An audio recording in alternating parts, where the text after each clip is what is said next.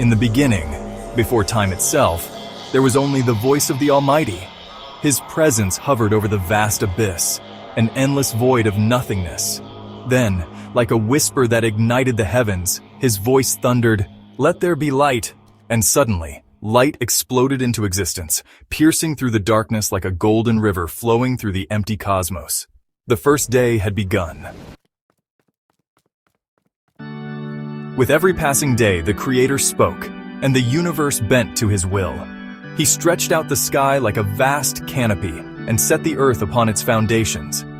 He commanded the seas to retreat, allowing dry land to rise.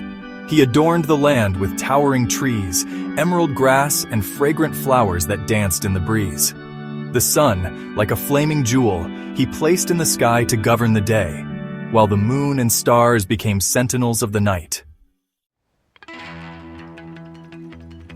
The Creator, with infinite wisdom, filled the oceans with great sea creatures and commanded birds to soar through the heavens. On the sixth day, he shaped animals of every kind, from the mighty lion to the gentle deer. Yet, his masterpiece was still to come.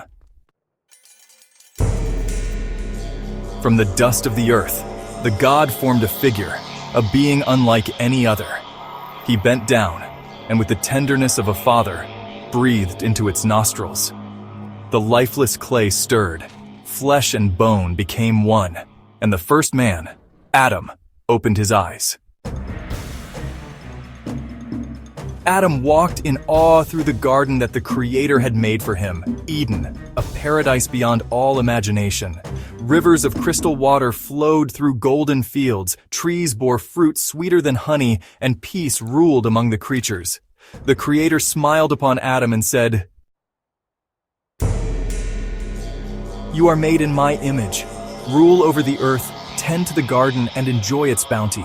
But of the tree in the middle, the tree of the knowledge of good and evil, you must not eat, for in the day you eat of it, you shall surely die." Though Eden was perfect, Adam was alone.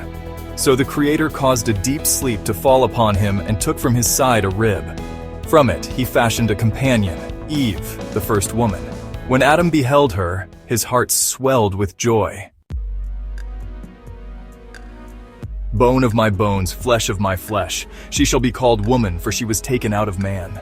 Together, Adam and Eve lived in bliss, clothed only in innocence, unashamed and free. But lurking in the shadows was one who despised the Creator's handiwork, a serpent, ancient and cunning, filled with malice. He slithered through the garden and found Eve near the forbidden tree. His voice was smooth as silk when he spoke. Did God really say you must not eat of any tree in the garden? We may eat from any tree, but of this one we must not eat or touch, lest we die. You will not surely die.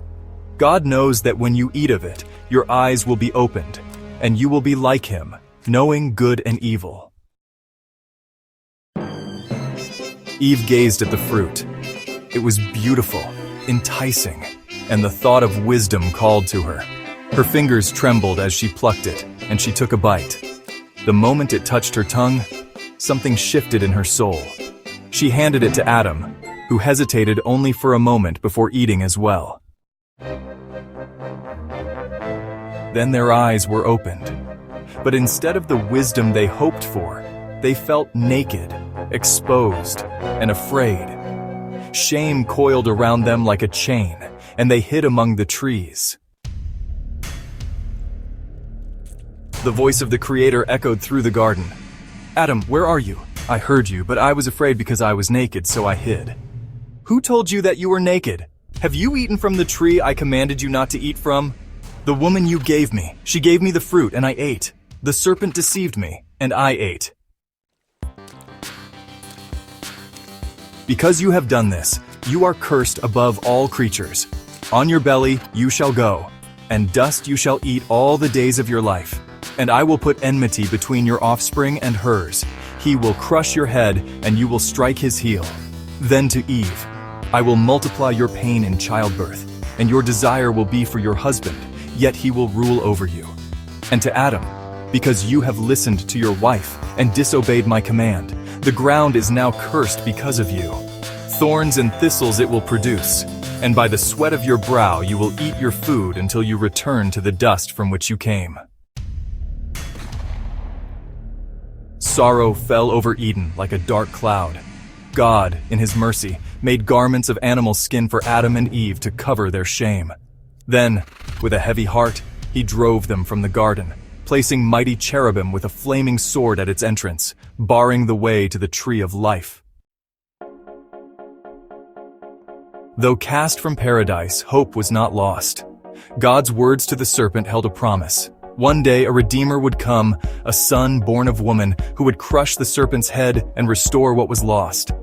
As Adam and Eve stepped into the harsh world beyond Eden, they carried the weight of their mistake, but also the flicker of hope. For though they had fallen, God's love endured, and his plan for redemption had only just begun. And so, the tale of humanity unfolded, of sorrow and struggle, of longing and loss, but also of love, sacrifice, and the promise that one day, the world would be made new again. For the story of Eden was not just a tale of the past, it was the prologue to the greatest story ever told.